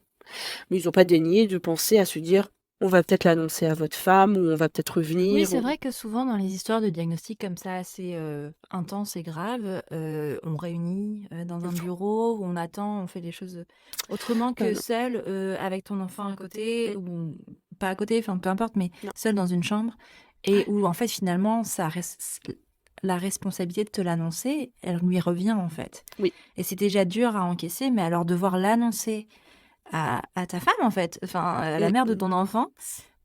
C'est double peine parce que tu mets des mots dessus alors que toi, tu as peut-être pas encore assimilé bien. Et puis tu dois expliquer à quelqu'un et tu sais que tu vas lui faire du mal en Mm, plus en lui disant mm, ça. Donc c'est mm. horrible. Ouais. Thibaut, en fait, avait plus ou moins prévu son discours, mais en fait, quand il m'a vu Non, arriver, mais tu autant dire prépares que pas ça. on prépare Non. rien. Et puis oui, après, là, c'est pareil. Ouais. Comme tu disais tout à l'heure, il y a des soignants, bah, on Il y en a des oublie très le, très très très bons, beaucoup de très ouais, très bons, mais il y en a qui sont un peu moins empathiques, quoi. voilà. Après, du coup, ça a été le défilé dans la chambre. Ouais. Voilà, j'ai l'impression que tout était orchestré, mais on a eu des très bonnes explications. Mm. On a eu des Mais tout allait trop Ouais. vite, fallait T'avais tout déjà digérer. entendu parler de la mucoviscidose avant? Oui, forcément, avec Grégory Le Marchal. J'ai la même rêve. Voilà. Après, moi, dans mon boulot, j'en avais entendu parler. Ouais. Oui, entendu parler. Et puis la veille, bon, ça va faire. C'est très bizarre ce que j'ai fait, je vous l'accorde. On nous parle de muco, et puis bah forcément, hein, Google, Ah, mucoviscidose, symptômes. Et puis c'était. La muco, c'est la maladie des bisous salés, parce qu'ils perdent trop de sel. d'accord. Donc, en fait, quand on fait un bisou à un muco, il est vraiment très très salé. Qu'est-ce que j'ai fait? Moi, j'ai un peu léché Gaspard pour voir s'il était salé. Oh, et les Et je animaux le me... font, on peut le faire, ça va. Voilà, pourquoi pas. Et puis, j'écris, je me revois écrire à Thibaut et je dis, putain, il est vraiment salé quand même, hein. Mm. Mais bah, je me mens à moi-même. Il avait que ça vraiment comme symptôme, non. Et une prise de poids très difficile. Ouais. Bah, puis les biberons difficiles, et puis finalement, Voilà, les grosses difficultés respi quand même. respiratoire, c'est ça. Mais à part, oui, Grégory Le Marchal, pas mal de célébrités en Mhm. fait qu'on a entendu parler. Je trouvais qu'on entendait un peu plus parler de la muco ces derniers temps, Ouais. mais je m'y étais pas forcément attardée entre Oui, guillemets. ça te concernait pas. Non. Ah, voilà. Alors, je vais pas dire que je soutenais, mais force et courage à ces Mhm. gens-là et vraiment tout mon respect, mais pourquoi ça n'allait pas nous arriver? On avait Mais non. déjà eu tout Ouais. avant, Oui, et puis donc de toute façon, c'est comme un peu tout. Quand t'es pas vraiment concerné par la cause, c'est comme difficile de. C'est pas d'être en empathie, parce qu'on est en oui, empathie, mais de oui, comprendre. voilà. De comprendre, c'est ça. Mm. D'imaginer en fait, et puis on n'a pas les bonnes informations Ouais, sur la bien sûr. muco aussi, parce qu'on nous parle. Moi, la muco, c'était que pulmonaire. Ouais. C'était que pulmonaire, transplantation pulmonaire et tout ça, alors que la muco, ça touche aussi le système digestif. Ah ouais. Donc avec tout ça, quand on nous explique qu'il va falloir donner des microbilles à Gaspard avant chaque biberon et qu'on va voir, ça va être magique, il va prendre du poids, et bah oui, effectivement, en fait, on lui donne des enzymes pancréatiques, du Mhm. créon, parce que le Gaspard ne digère pas du tout et tout repart en fait, aussi Ah, sec. d'accord. Donc c'est pour ça qu'il ne prenait pas du poids et en fait on lui donne ça et il fait des bons au niveau de l'alimentation impressionnant et au niveau du poids aussi. Après, on lui met du sel, on lui met du gras, parce que en fait, les mucos doivent manger gras et salé, Mhm. vu qu'ils perdent beaucoup de sel. Et voilà, au fur et à mesure, tout se met en place et ça se met bien en place, mais les premiers jours, Ouais. j'ai la cadre qui vient le soir même dans la chambre sans frapper, Mm. avec le professeur en face de moi, et la psychologue m'a appelée, donc la psychologue que j'avais vue le midi. Ah oui, d'accord. Il y a quand même un gros risque suicidaire. Vous allez pas rester comme ça. Ne restez pas comme ça cette nuit. Beaucoup d'injonctions. Mm. Mmh. devant le professeur qui ne me connaissait ni d'Ève ni d'Adam et c'est quand même un monsieur qui va suivre Gaspard jusqu'à ses 18 ans. Donc bon, Ouais. déjà l'image Bah, et au-delà de l'image, c'est que ça reste, enfin, en parler, parce que oui, bien sûr que de toute façon, après, c'est pas faux. T'étais en détresse, ça peut être dangereux, et en effet, c'est quand même une bonne chose que ce soit pris en compte. Mais encore faut-il que ce soit bien pris en charge, en fait, c'est parce ça. que ça reste de l'intime. La dépression, elle arrive pour X ou Y raison. Ton gros bagage en est sans doute la cause, mais en fait, il y a aussi certainement d'autres choses et qui n'ont rien à voir avec ça. C'est ça. Et c'est un gros mélange, hein, c'est un gros gloubi-boulga de plein de choses. Mm. Et en fait, si elle veut t'en parler, il y a des façons de faire, en fait. Juste, surtout sur ces sujets-là, c'est très Mm. délicat. Il faut mettre les personnes à l'aise dans un cocon pour justement les envelopper. Il y a vraiment ce C'est truc ça. d'enveloppement. Et là, t'as l'impression d'être mise à nu. Au contraire, t'as l'inverse de l'enveloppement, quoi. Exactement. Et ce sentiment de jugement où du coup elle me dit limite vous passez quand à l'acte Vous n'êtes pas et je la assez re- forte pour votre ouais. enfant. Et je la regarde, je dis, vous inquiétez pas, je vais pas sauter par la fenêtre cette nuit, hein, vous Mm. tracassez pas. Et puis j'en profite parce que j'avais été juste avant dans son Mm. bureau un peu en mode je ne vous laisse pas le choix, vous nous mettez 2 lits, on Oui. dormira tous les deux avec Gaspard cette nuit Ouais. parce qu'on va aussi prendre le temps de nous digérer Mm. tout ça. Et j'ai pas du tout apprécié son comportement, mais bon, ça a été une chose et puis il a fallu l'annoncer à nos parents. Ouais. Moi, je crois que ça a été la pire, outre le fait d'encaisser, mais je pense que j'ai refoulé Mm. l'annonce. Je me suis dit: «De toute façon, je voulais sortir de la chambre toutes les 2 minutes. Il fallait que j'appelle, il fallait que je bouge, il fallait que je sorte, il fallait pleurer, sourire». Je savais même pas, en fait, ce qu'il fallait faire, mais l'annoncer à mes parents. Horrible. Non. Horrible. Après, il fallait le faire, il y avait pas le choix. Après, il y a eu, la famille, hein, les frères, les sœurs, les amis proches. Ça, c'est des annonces qu'on n'oublie pas. Ouais. Tu les as appelés un par un. T'as eu la force de faire ça? Frères et sœurs, je m'en souviens même plus. Non, j'avais demandé à mes parents de prévenir mon frère et ma Mm. sœur. Mais entre-temps, du coup, en fait, nous, on est un petit bled où tout le monde se connaît Ouais. et je me suis dit: «Ah là là, ça va s'apprendre trop vite» et je ne voulais pas louper qui que ce soit. Mm. Là aussi, j'ai pas pensé à moi et j'ai plus pensé aux autres qu'à moi. N'importe quoi Ouais, et tu du fais ce coup, que tu peux dans ces entre-temps, moments-là. ouais, Mm. je pense que j'ai essayé de faire au mieux Ouais. et après les amis, j'ai appelé une amie, Aurore, et qui elle ensuite a Mince. appelé on a un petit groupe de 5 qui elle ensuite a appelé les autres copines, dont la marraine de Gaspard, ma meilleure amie. Mais j'arrivais pas. Mm. Attends, en fait, c'est revivre à chaque fois. Mm. L'annonce, c'est de Mm. voir. Et tout ce que finalement ton mari a vécu avec toi, c'est faire la même chose en fait, parce que c'est toutes ces personnes-là qui vous aiment et qui aiment votre fils et qui, en fait, même s'ils sont passés parents, ben, vont être aussi touchés et vont aussi avoir mal de l'entendre en fait. C'est ça. Et puis, je me revois mes 2 copines venir me voir à l'hôpital parce que du coup, on a été dans notre bulle pendant quasiment 2 mois et demi, hein. Et puis, je dis: «Bah, de toute façon, on fait le test de l'amico demain, mais il manquerait plus que ça, ce serait pas Mm. possible» et puis elles me disent: «Mais oui, non, attends, c'est pas possible» et puis là, de les appeler et de Mm. leur dire: «Ah si, en fait, c'est ça». Non, Ouais. mais bah, faut se relever, hein, faut se relever. Il a fallu, faire avec, on va Mm. dire. Là, ça a été on va dire une autre étape où, Gaspard était un petit peu plus stable au niveau, médical. Il prenait plus du poids, il buvait mieux, bah, parce que les traitements étaient Mm. mis en place. Si, il se rechope une bronchiolite à VRS, où là, pareil, l'interne arrive et elle se désinfecte à peine les mains et puis, ouais, bah, il a rechopé un VRS, d'accord, OK et puis, Gaspard avait fait caca et puis elle en a sur les mains, la pauvre petite dame et elle s'essuie sur Gaspard. Oh. Hein? Et Attends, là pardon? ouais, je te jure, hein, et là je regardais Thibaut, j'ai dit: Tu l'enlèves de ses mains et elle va prendre la porte, par contre» et c'est la première fois vraiment que là C'est même pas pour mon courage à 2 mains, mais ça a été plus Bah fort que non, c'est moi. l'instinct, enfin, c'est pouf, il y a pas de Ouais. filtre, hein. Elle fait son auscultation, elle lui parle même pas, il hurle, Mmh. elle le laisse en body, mais pauvre petit père. Je me dis: «Mais qu'est-ce qu'on lui en a fait endurer?» Et là, je la regarde, je dis: «Maintenant, vous prenez la porte, mais vous ne reprenez plus jamais vous ne l'ouvrez plus jamais, en fait». Avant, on avait eu une autre pédiatre aussi, où elle faisait ses transmissions devant la porte et puis, l'interne lui dit: «Bah, ils sont adorables les parents, mais ils sont très demandeurs». Et le pédiatre dit: «Oui, bah, va pas falloir qu'il me fasse chier ce matin, hein». Mais Et du coup, enfin!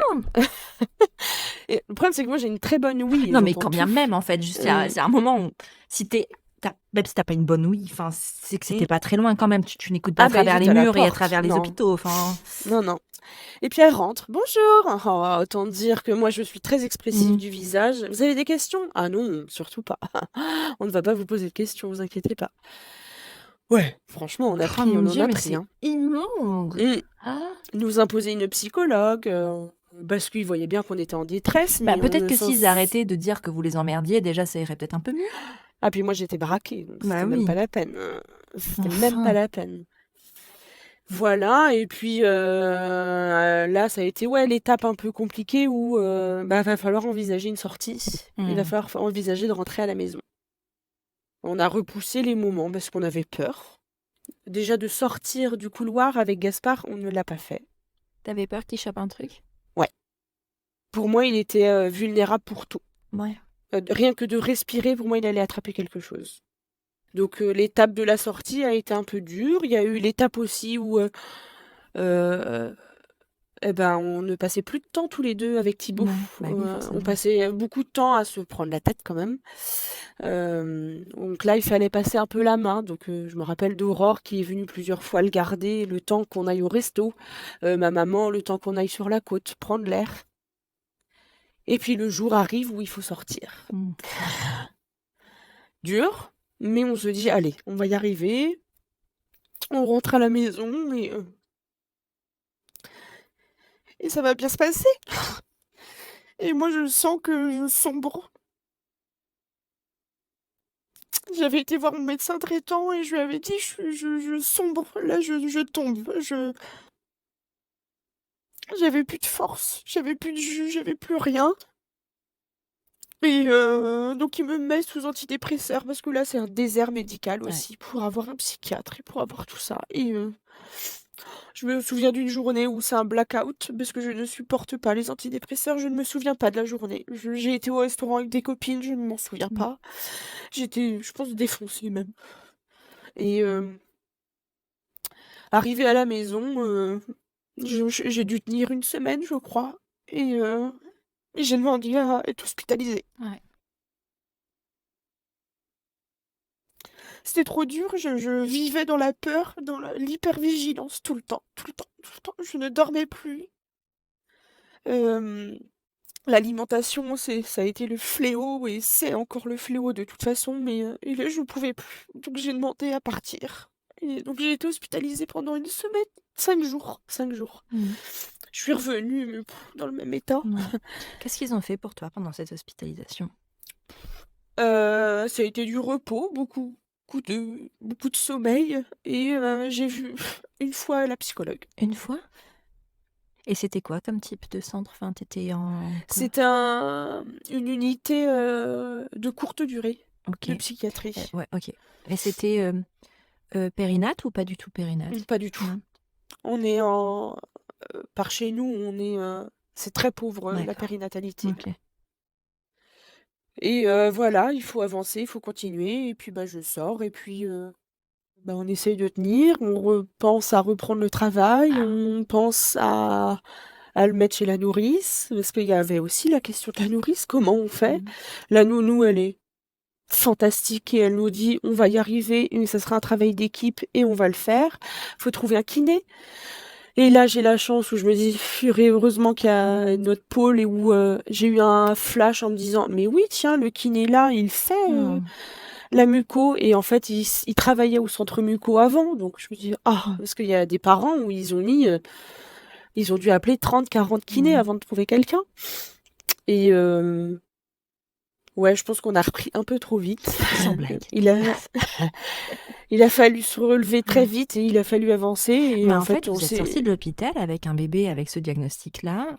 Et en fait, en gros, c'était comme si vous deviez reprendre une vie classique, d'un postpartum classique, d'une reprise. Alors qu'en fait, il n'y a rien de classique dans ce début de vie, il n'y a rien de classique dans ce postpartum, en fait. rien. En fait, je pense qu'on a voulu minimiser en se disant, mais on va y arriver, on va s'en sortir et on n'a pas le choix. Et en fait, on se ramassait des petites claques quand même très Ouais. souvent et moi je pense qu'il était grandement nécessaire que je reprenne le travail parce que sinon j'allais m'enterrer en fait. Ah ouais. Mais il fallait trouver un rythme, il fallait faire confiance, il fallait se faire confiance et ça a été vraiment très compliqué. Et arrivé en juillet du coup l'année dernière où voilà j'ai reflanché, j'ai redemandé une hospice. Mhm. Pendant mes vacances d'été, j'ai bien fait ça, comme pour pas embêter mes collègues, mais je suis retombée et Mhm. donc là, on a essayé de repartir au plus ou moins de zéro, où j'ai demandé une convalescence après, mais en fait, on est en été, il y avait pas de psychologue, Mhm. j'ai pas vu une Oh psychologue. là là. Les psychiatres me disaient que c'était pas ma place d'être ici, j'avais juste besoin d'être en repos, en fait. Ouais, Et t'avais quand même une dépression du postpartum sévère, c'est quand même une maladie mmh, psychiatrique, hein, mmh. donc je vois pas pourquoi t'avais pas ta place là-bas. Enfin, Bah mystère. ça, je ne saurais Mhm. jamais. Mais ceci dit, la prise en charge était très bien, Mais hein, oui. ça n'empêche, Ouais, mais dire mais à une femme qui est dans une détresse qu'elle a pas sa place là, c'est dur en fait. mmh, C'est dur parce que ça veut dire quoi en fait? C'est que ta place elle est où? c'est ça. Et puis, comment je vais faire Mm. en fait? Comment je vais faire pour me relever? Ouais. Alors là, alors j'avais une super psychologue qui me suivait pendant ses vacances, qui m'a appelée, qui a été, super et puis je suis sortie et têtue comme je suis, je me suis dit: «Je vais pas remettre encore mes collègues en difficulté» parce que je les avais bien embêtés Ouais. et j'ai repris dardard une semaine après et en fait, bah, on va dire qu'on déplace un problème en fait. On fait 2 Mm. pas en avant et on en fait 6 en arrière et c'est tout le temps comme ça et puis on se remet toujours en question sur, «Mais pourquoi nous? Qu'est-ce que j'ai fait? Pourquoi?» Enfin voilà, tous ces Ouais. questionnements, tout le temps. Malgré que Gaspard il évolue bien. Le fléau, c'est son alimentation, le fléau, c'est, la prise de poids. On galère, c'est la ga vraiment, c'est la galère. On se fait aider par les centres mucos, on se fait aider par, les associations. Mm. Moi, je me mets sur Instagram et j'essaye de trouver des parents pour nous aider et on se dit: «Bah, ouais, en fait, on n'est pas seul. Ouais. On est beaucoup concernés comme ça et il y a une mauvaise Mm. information de la muco». Moi, j'essaye de relever la tête aussi, mais Ouais. il y a des moments où c'est mon Dieu, les sorties sont compliquées, les fêtes sont compliquées, les repas de famille ou les repas tout court sont compliqués. Mm. Tout est une lutte, tout est compliqué. Ouais. Tu te rapproches de quel type d'association pour parler de Alors, la mucoviscidose? C'est ça de dire, Vaincre la muco ouais. et l'association Grégory Le Marchal Mhm. et après, j'ai essayé moi de trouver des gens sur Ouais. Instagram et j'écrivais de moi-même en fait. Ouais. Et après le centre muco, nous a beaucoup aidés Mm. aussi quand même, Ouais. ils sont toujours très à l'écoute, ils sont toujours là quand il faut, on a un super kiné aussi qui est fantastique. On est très bien entourés. Mhm. On peut pas Ouais. dire, très bien Ouais. entourés.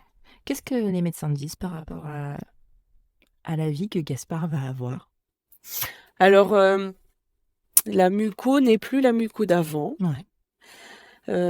La muco n'est plus la maladie, heu, qui tue à 30 ans ou à 20 ans, où il y a plus forcément alors attention, parce que je veux faire attention à ce que je dis, c'est que, hein, Gaspard a la mutation F508. Mm. Il y a plein de mutations de muco. Nous, on a la chance que Gaspard, il ait accès à un traitement que d'autres enfants ne peuvent pas avoir. D'accord. Et voilà, c'est pour ça, je tiens Mm. vraiment à faire attention parce que, dans notre malheur, on a quand même, une petite lumière avec ce traitement-là. Et les traitements améliorent la qualité de vie comme jamais. Là, Gaspard a commencé le traitement en décembre, un premier traitement autorisé. C'est quand même fou, il a été autorisé le 6 janvier, le jour de l'annonce de la muco. Et il le supporte très bien et il y a quand même une meilleure absorption au niveau des graisses, il y a quand même une meilleure qualité respiratoire, il y a quand même de belles choses. Mais ça donne de l'espoir en vrai ce truc-là, parce que si tu te dis que si ce médicament il existe aujourd'hui, c'est parce qu'avant, il y a plein de gens qui ont fait des dons pour la recherche et que ça a permis ça. Et c'est incroyable. Et si, tu vois, si on peut faire aussi ça aujourd'hui, c'est ça, c'est de sensibiliser à ces questions-là. Parfois, on voit des assos demander des dons pour la recherche et en fait, on ne sait pas trop si ça aboutit ou quoi. Ben, en fait, là, tu es la preuve que oui, que tous ces trucs, de donner de l'argent à des associations pour la recherche médicale, c'est hyper important pour ça, quoi. Ouais. Alors moi j'avoue, hein, je donnais de temps en temps à des assos, mais pas forcément ciblé sur une particulièrement. Là, moi ça a été direct les deux assos et voilà, on parle même de se mettre bénévole dans Vaincre la muco, mais on se dit, bah oui, grâce à tous ces bénévoles et tout ce qu'ils mettent en place, mais c'est grâce à ça qu'on a les traitements et que Gaspard a accès aux traitements et à la recherche et heureusement, on n'y serait pas sinon en fait. Puis ça donne un peu d'espoir à toutes les autres maladies qui en sont pas encore là, qui sont pas encore auxquelles on n'a pas encore trouvé le traitement, mais ça arrive et en fait c'est pour ça qu'il faut rien lâcher et que l'espoir il est toujours là finalement. Ouais. C'est difficile de garder de l'espoir malgré que ce soit encore une maladie qui est incurable et qu'on ne sait pas ce qui va se passer et que, comme on dit, Gaspard il fait jamais comme tout le monde, donc on ne sait pas ce qui va se passer dans les prochains mois.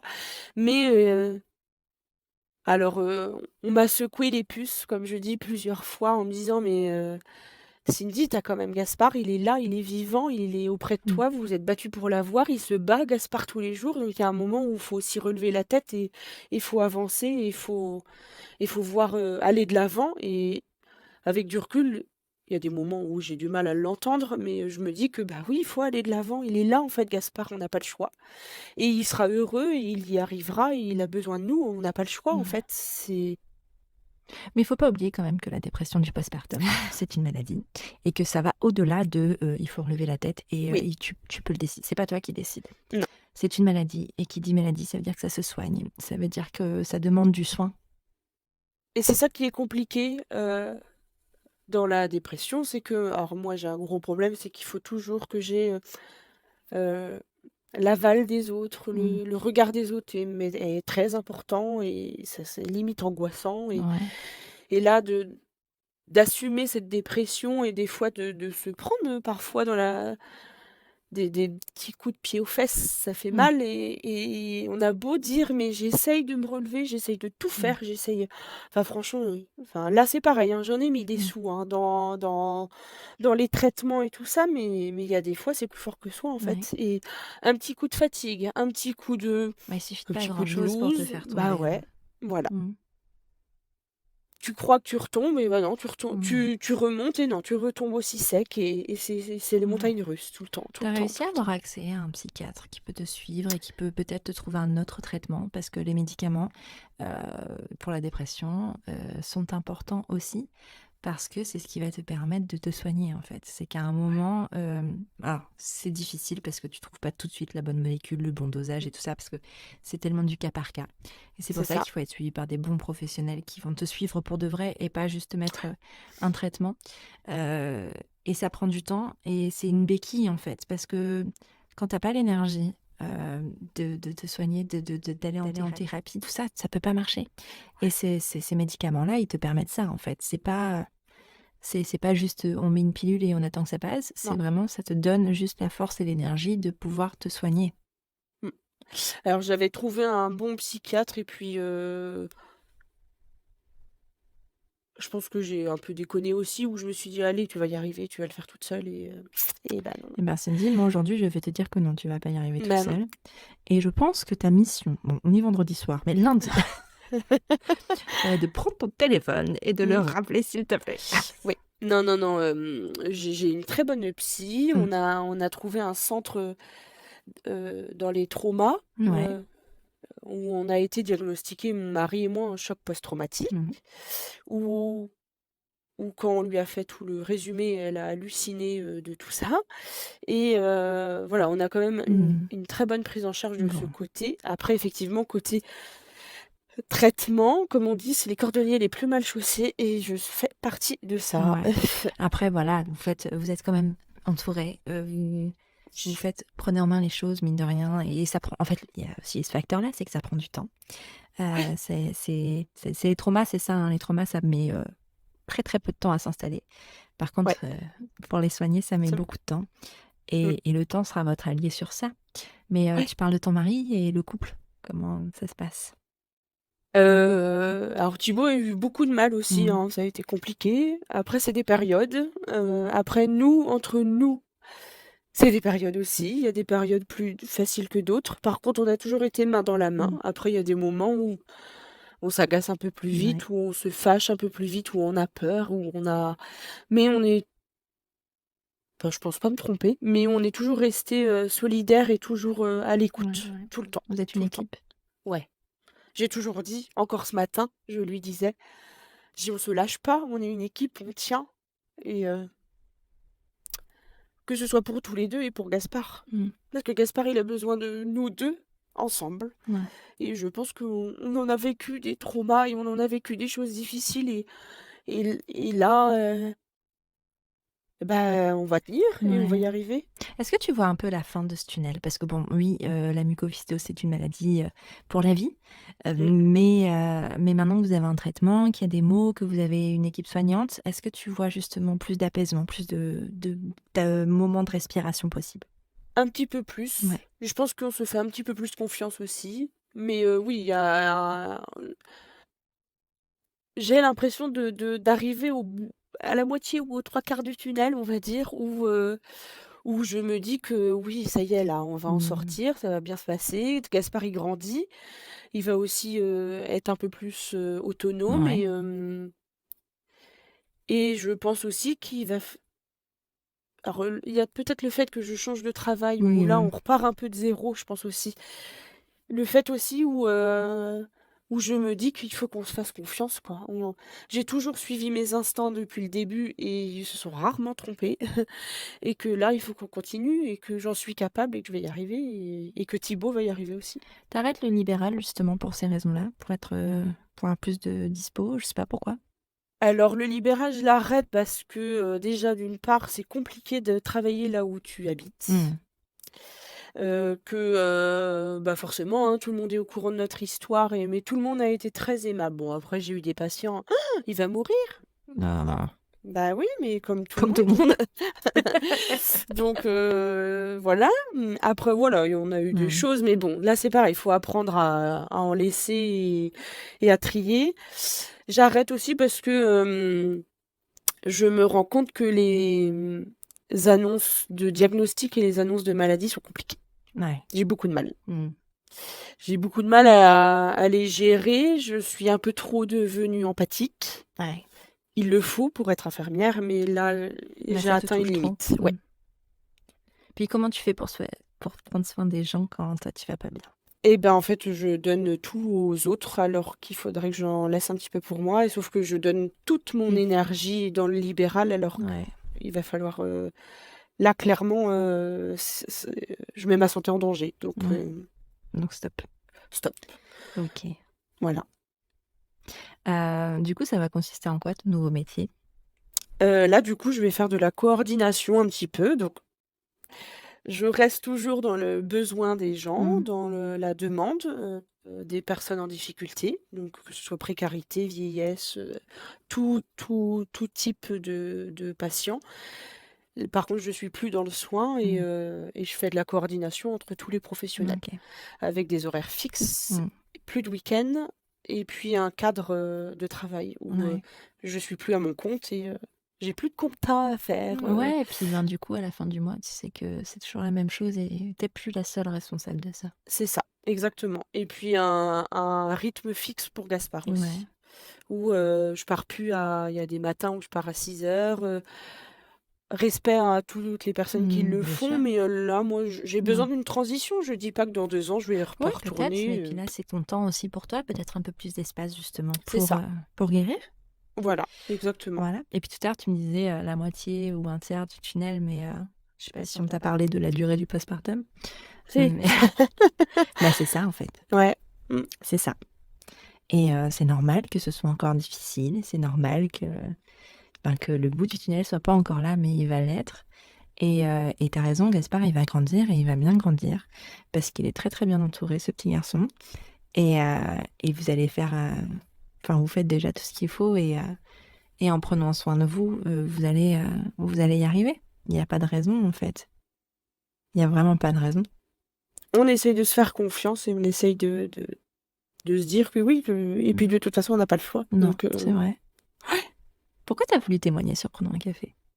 et ben, tu vois, j'en parlais ce midi, où je mangeais avec des amis. Et alors, loin d'être une thérapie, parce que I am not there for that. non, voilà. Là, un podcast, ce n'est pas une Non. thérapie. Par contre, c'est de libérer la parole, en fait, Ouais. sur... Ça me gênait parce que j'ai toujours la peur de faire peur en racontant notre histoire. Mais en même temps, elle est là, c'est la Ouais. réalité, ça arrive, ça nous est arrivé, ça peut arriver. Et je me dis que si un jour des femmes m'écoutent et ont besoin, elles pourront me contacter. Et moi, Ouais. avec plaisir, si je peux aider, écouter et retémoigner s'il faut. Et puis besoin de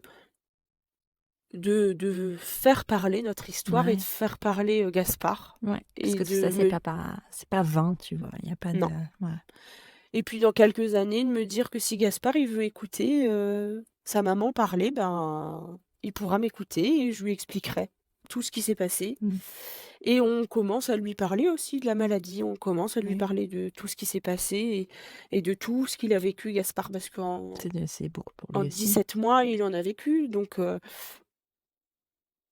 et j'ai besoin de parler de la muco. Ouais. Gaspard n'est pas que la muco, ça, faut vraiment que je fasse attention à ça, parce que je mets vite la muco sur Gaspard. Ouais. Gaspard, c'est pas que un enfant muco avec une main en moins, c'est Gaspard. Et je veux pas rattraper le temps perdu, pas du tout. Je veux essayer de faire au mieux pour qu'il ait Ouais. une vie optimale. Carrément. Puis t'as raison, c'est pas... Enfin, il n'est pas défini par sa mucoviscidose, il n'est Non. pas défini par tout ça. Ça fait partie de lui, ça a un gros impact sur sa vie, ça a un gros impact sur la vôtre, mais il n'est pas que ça. Non. Et ça, c'est valable pour à peu près toutes les pathologies. On C'est n'est ça. pas ce qu'on est, enfin, on n'est pas défini par nos troubles, par nos maladies, par tout ça, parce que c'est pas... Je sais qu'on a tendance à voir que ça après, tu vois, quand cette espèce d'étiquette qui est mise, alors qu'en fait, c'est une partie, c'est un bout, c'est un tout, en fait, finalement. Et oui, c'est important. Et puis, tu sais, moi, je reviens sur ce que tu dis, t'avais peur de faire peur.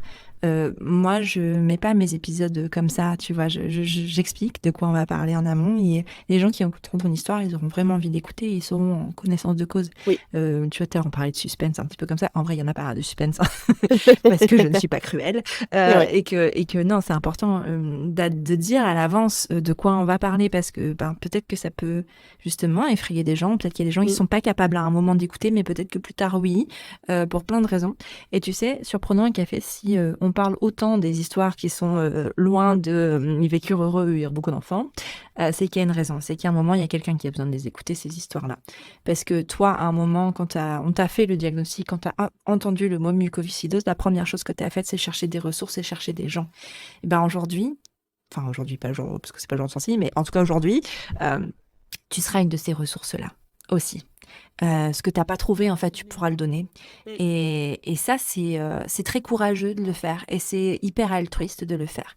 Parce que tu racontes ton histoire, certes, mais en même temps, ton histoire, elle va sûrement résonner dans les oreilles d'autres personnes qui ont envie d'entendre et qui ont besoin d'entendre ce que tu viens de dire, tout ce que tu viens de déposer. Que ce soit autour de la mucoviscidose ou d'une autre maladie, parce que les épreuves de la PMA, il n'y a pas besoin d'avoir un diagnostic de maladie derrière pour comprendre et pour avoir envie d'entendre quelqu'un, d'avoir besoin d'entendre quelqu'un qui l'a vécu. Les moments de diagnostic, c'est la même chose, en fait. C'est pas, tu vas aider des gens. Et ce que tu as vécu là, le transmettre va permettre justement d'accompagner d'autres personnes et de pouvoir se serrer les coudes aussi dans des moments qui sont compliqués. Et au-delà des gens qui le vivent, la maladie, ces podcasts-là sont aussi pour les gens qui accompagnent, qui sont autour.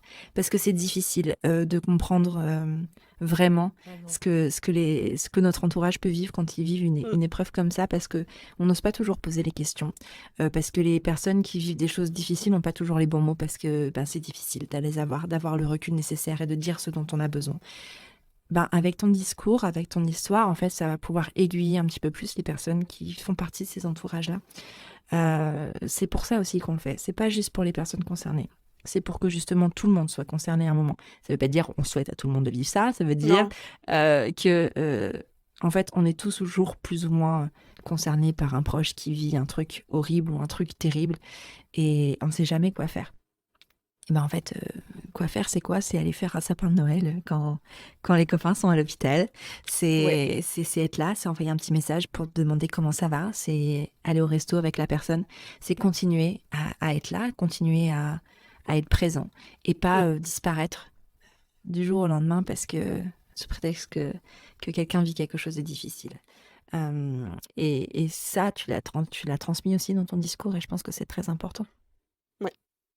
Je rebondis juste sur, parce qu'il y a quand même plein de thématiques dans mon témoignage, sur la dépression postpartum qui peut paraître, la dépression tout court de toute façon, tellement compliquée à comprendre. Il faut aussi entendre que pour les personnes autour, c'est difficile pour eux de comprendre une dépression, mais pour la personne concernée, c'est encore plus difficile de la comprendre et de mettre des mots sur la dépression et de mettre des mots sur ce dont on a besoin. Et des fois, on va avoir besoin de rien, on va pas vouloir parler, et le lendemain, on va avoir envie de voir du monde.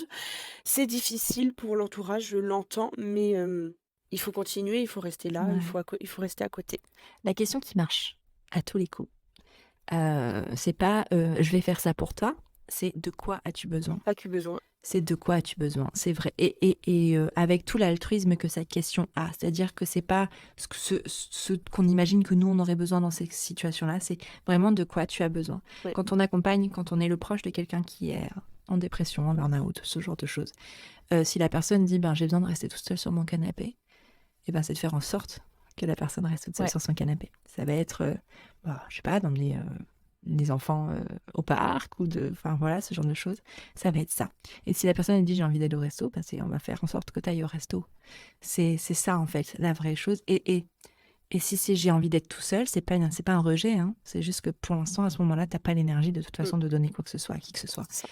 Et c'est comme ça. On ne dirait pas à quelqu'un qui s'est cassé une jambe d'aller courir un marathon.